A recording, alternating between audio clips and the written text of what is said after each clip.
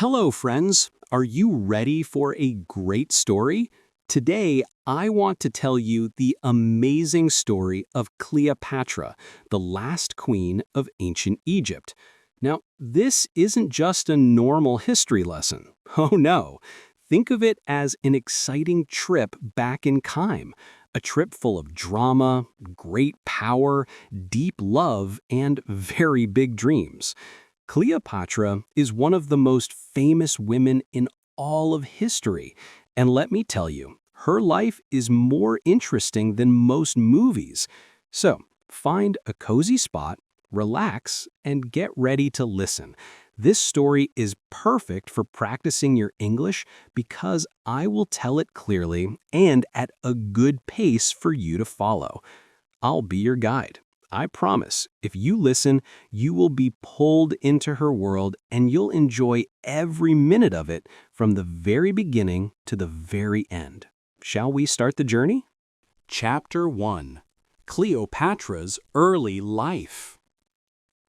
Over 2,000 years ago, in 69 BCE, a baby girl was born in Alexandria, Egypt. This baby's name was Cleopatra the Seventh, and she would grow up to become a queen like no other. But before she ruled, she was just a little girl with big dreams. Cleopatra was born into a royal family called the Ptolemaic dynasty. This family had ruled Egypt for many years, but they were not originally from Egypt. They came from Greece. Cleopatra's ancestor, Ptolemy I, was one of Alexander the Great's generals, and he became the king of Egypt after Alexander's death. So Cleopatra's family was both Greek and Egyptian. Cleopatra's father was King Ptolemy XII, and her mother might have been Cleopatra V, but historians are not completely sure about her mother's identity. Cleopatra grew up in a palace surrounded by luxury. She had servants, beautiful clothes, and the best education. But life in a royal family was not as easy as it seemed. There was always danger. Family members fought for power, and sometimes even killed each other to become king or queen. From a very young age, Cleopatra learned that knowledge was power. While most women in her time were not educated, Cleopatra studied hard. She learned many languages, including Greek, Latin, Egyptian, and even Hebrew. It is said that she could speak at least 7 languages fluently. This was rare and made her very special. Cleopatra was also curious about everything. She studied science, math, literature, and politics. She wanted to be more than just a queen who wore a crown. She wanted to be a wise and powerful ruler. But she had another secret weapon: charm. Cleopatra was not only intelligent, she was also very confident. People said she had a beautiful voice that could capture anyone's heart. But her childhood was not all happy. Her father, King Ptolemy XII, was not a strong ruler. Many people in Egypt did not like him because they thought he was weak and spent too much money. Sometimes Cleopatra's family had to leave Egypt to stay safe. Cleopatra learned at a young age that being a ruler meant facing many enemies. When Cleopatra was around 14 years old, her life changed forever. Her mother disappeared. Some say she died, while others believe she was killed. Cleopatra's father became very sick, and soon Cleopatra would have to fight for the throne. She was still a teenager, but she was already preparing to become queen. What made Cleopatra different from other rulers was her deep love for Egypt. Even though she was part of a Greek family, she respected Egyptian traditions. She was the first Ptolemaic ruler to learn the Egyptian language, and she even presented herself as the goddess Isis, a powerful figure in Egyptian mythology. By the time Cleopatra was a young woman, she was ready to rule. But ruling Egypt would not be easy. She had enemies inside and outside her family. She knew she would have to be brave, clever, and strong. And so, the story of Cleopatra's rise to power begins. Chapter 2. Cleopatra becomes queen. Cleopatra was no ordinary young woman. From the moment she was born, her destiny was to rule. But becoming queen was not easy. It was a path full of danger, betrayal, and clever plans. Let me tell you how Cleopatra became the Queen of Egypt. When Cleopatra was 18 years old, her father, King Ptolemy XII, passed away. In his will, he declared that Cleopatra would rule Egypt, but not alone. She had to share the throne with her younger brother, Ptolemy XIII, who was only 10 years old. Yes, in ancient Egypt, it was common for siblings to rule together, even if they were very young. But Cleopatra didn't want to share her power. She believed she was more capable and smarter than her brother. She had studied languages, history, and politics, while her brother was just a child with no experience. Cleopatra knew she had to take control if she wanted to protect Egypt and rule it the way it deserved. At first, Cleopatra tried to work with her brother, but soon their advisors started plotting against her. The advisors didn't like the idea of a strong and intelligent woman ruling Egypt. They wanted Ptolemy XIII to have all the power because he was easier to control. Cleopatra's life quickly became very dangerous. She was forced to leave the royal palace and flee to the desert. Imagine this: Cleopatra, the rightful queen, wandering in the hot, dry desert with only a few loyal followers. She had no home, no army, and no throne. But Cleopatra was not the kind of woman who gave up.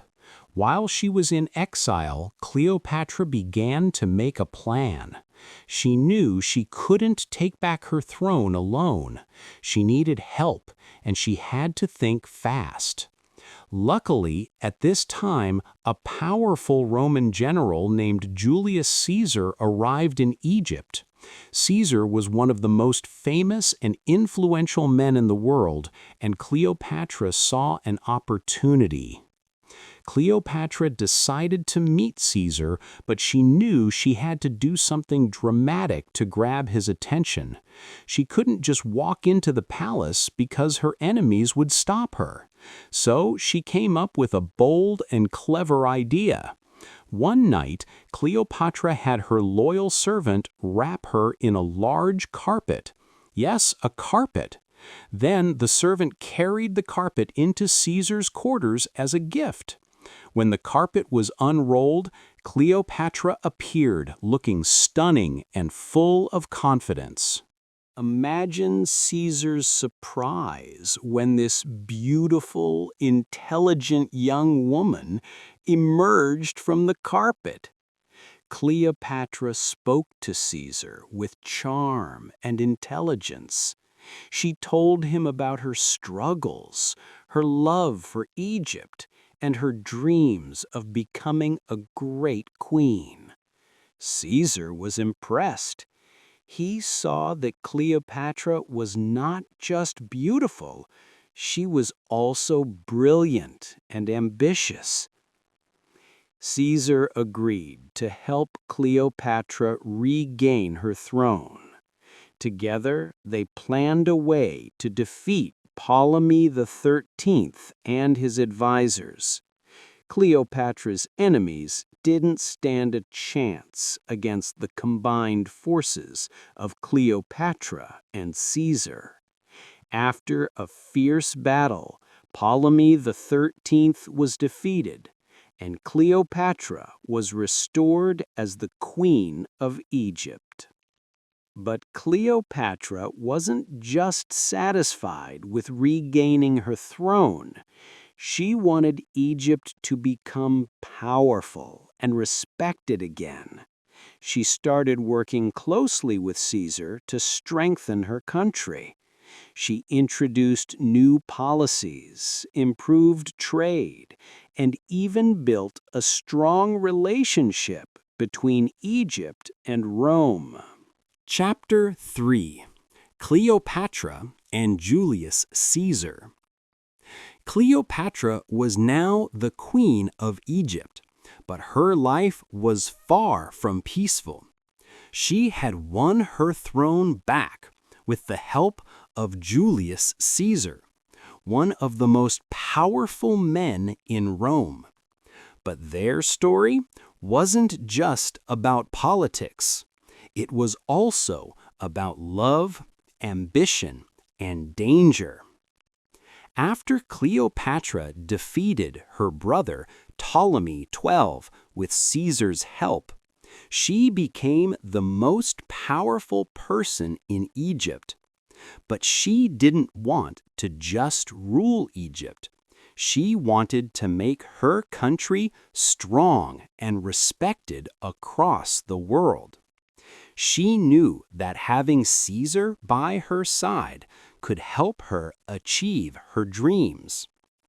Cleopatra and Caesar spent a lot of time together after the battle. Cleopatra admired Caesar's strength, intelligence, and ability to lead armies. Caesar admired Cleopatra's beauty, charm, and clever mind. Even though Caesar was much older than Cleopatra, he was around 52 years old, while Cleopatra was only 21. Their connection was strong. Cleopatra invited Caesar to stay in Egypt, and he agreed. Together, they explored the beautiful city of Alexandria, sailed along the Nile River, and talked about their plans for the future. Cleopatra showed Caesar the rich culture and history of Egypt, and Caesar was impressed. He saw that Egypt was not just a land of deserts and pyramids. It was a powerful and wealthy country with great potential. During this time, Cleopatra became pregnant. In 47 BCE, she gave birth to a son whom she named Ptolemy Caesar, but people called him Caesarion, which means Little Caesar. Cleopatra believed that Caesarion would one day unite Egypt and Rome, creating a powerful empire. She wanted her son to be a symbol of strength and unity. But their happiness didn't last long. Cleopatra and Caesar's relationship caused a lot of problems. Many people in Rome didn't like the idea of Caesar being so close to a foreign queen. They thought Cleopatra was trying to take control of Rome through Caesar. Some even called her a dangerous temptress. Caesar decided to return to Rome, but he didn't leave Cleopatra behind. Instead, he invited her to come with him. Cleopatra, always bold and fearless, agreed. She traveled to Rome with Caesarion and a grand entourage. Imagine the scene. Cleopatra arriving in Rome with golden chariots, exotic animals, and beautiful Egyptian servants. She wanted to show the Romans the wealth and power of Egypt. In Rome, Cleopatra lived in a luxurious villa provided by Caesar. She attended banquets, met important Roman leaders, and even influenced Roman fashion with her Egyptian style. But not everyone welcomed her. Roman women were especially unhappy because Cleopatra was so different. She was confident, glamorous, and unafraid to stand out. While in Rome, Cleopatra witnessed Caesar's rise to power. He declared himself dictator for life, meaning he had complete control over Rome.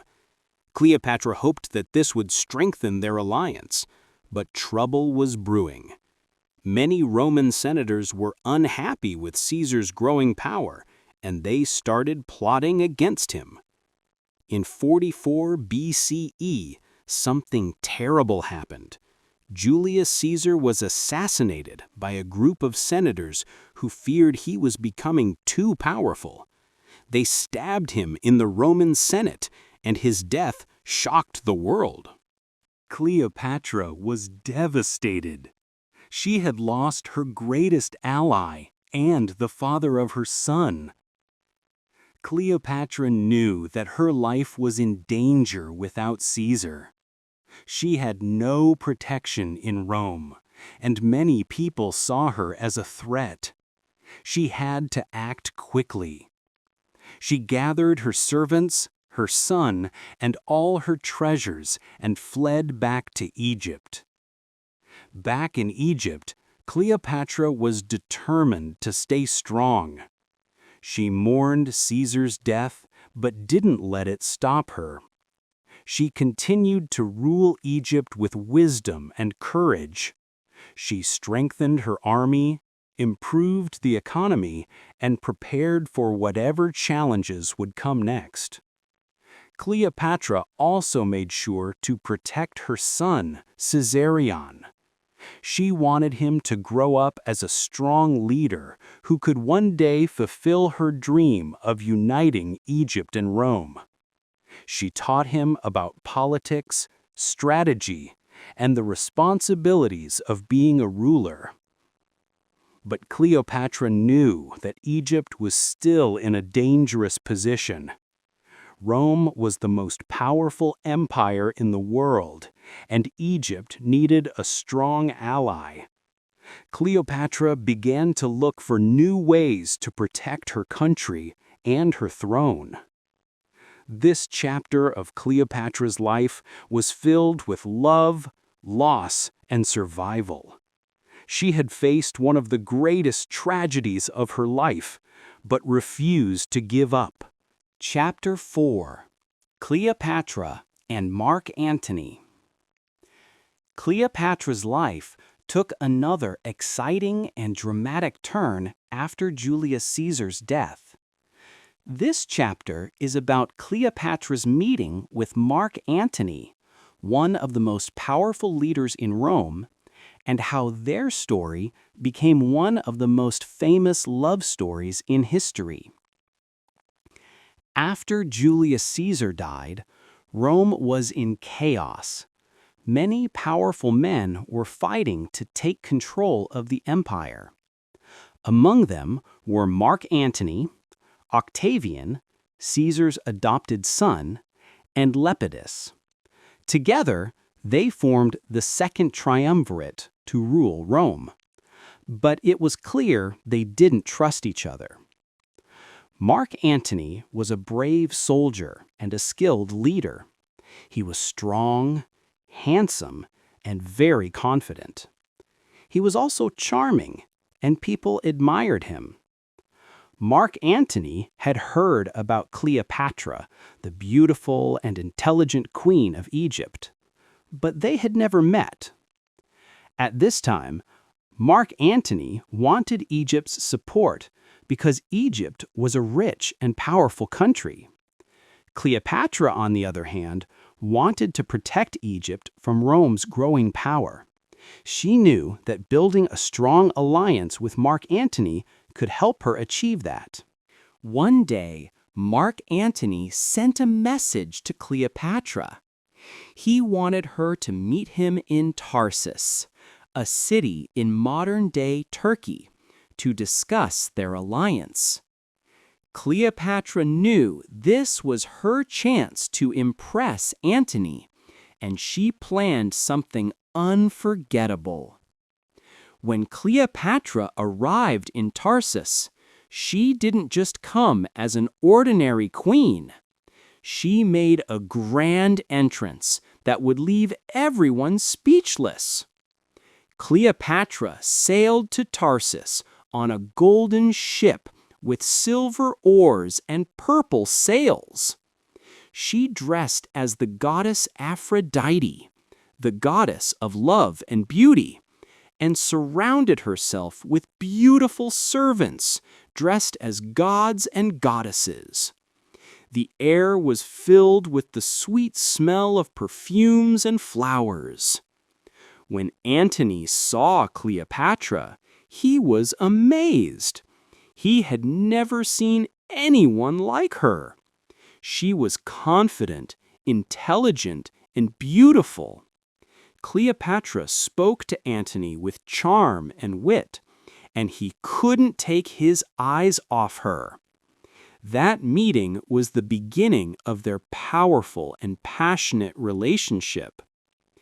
Cleopatra invited Antony to come to Egypt, and he accepted. In Alexandria, they spent time together enjoying lavish banquets, parties, and games. Cleopatra showed Antony the beauty of Egypt and its rich culture. They laughed, shared stories, and made plans for the future. Antony fell deeply in love with Cleopatra, and she fell in love with him, too. Together, they dreamed of creating a great empire that would rule both Rome and Egypt. Cleopatra believed that with Antony by her side, she could protect Egypt and make it more powerful than ever. But their relationship wasn't just about love. It was also about politics. Antony needed Cleopatra's wealth and resources to support his military campaigns, and Cleopatra needed Antony's power to protect Egypt. They both knew that they were stronger together. Cleopatra and Antony's love grew stronger, and they even had 3 children together: a son named Alexander Helios, a daughter named Cleopatra Selene, and another son named Ptolemy Philadelphus. Cleopatra was proud of her family and believed her children would one day rule a great empire. However, not everyone was happy about their relationship. In Rome, Antony's alliance with Cleopatra made many people angry, especially Octavian. Octavian saw Cleopatra as a threat and accused her of trying to take control of Rome. He began spreading rumors that Cleopatra had bewitched Antony with her beauty and charms. Antony's alliance with Cleopatra also caused problems in his personal life. He was already married to Octavian's sister, Octavia, but he chose to stay with Cleopatra instead. This created tension between Antony and Octavian, and their rivalry grew stronger. The tension between Antony and Octavian eventually led to war. Octavian declared Cleopatra and Antony enemies of Rome and sent his army to fight them. Cleopatra and Antony prepared for battle, knowing that everything they had worked for was at stake. Chapter 5. The Fall of Cleopatra and Mark Antony. Cleopatra and Mark Antony were ready to fight for their love, their dreams, and their kingdoms. They stood together as a powerful couple, determined to protect everything they had built. But their final chapter was filled with betrayal, heartbreak, and courage that would inspire people for centuries.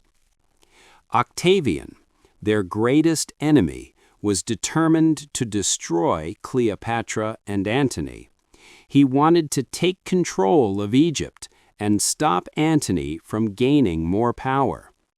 Octavian's army was strong, disciplined, and well prepared for war. Cleopatra and Antony, however, were not going to give up without a fight. They decided to face Octavian in a great naval battle. This battle, known as the Battle of Actium, took place in 31 BCE near the coast of Greece. Cleopatra brought her fleet of Egyptian ships, and Antony brought his Roman forces. Together, they believed they could win. The day of the battle arrived, and the sea was filled with ships, soldiers, and weapons. Cleopatra and Antony fought bravely, but Octavian's army was too strong. During the battle, something unexpected happened. Cleopatra's ship suddenly turned and sailed away. Many believe that Cleopatra retreated to protect her fleet and herself, but Antony misunderstood her actions. He thought Cleopatra had betrayed him. Feeling heartbroken and confused, Antony's forces began to fall apart. Octavian's army defeated them, and Antony was left devastated. He returned to Egypt to find Cleopatra, desperate for answers. When they met, Cleopatra explained her actions. She told Antony she had not betrayed him. She had only wanted to save their lives. Antony believed her, and their love remained strong. But they knew their enemies were closing in. Octavian's army followed them to Egypt. Cleopatra and Antony tried to defend Alexandria, but they were outnumbered.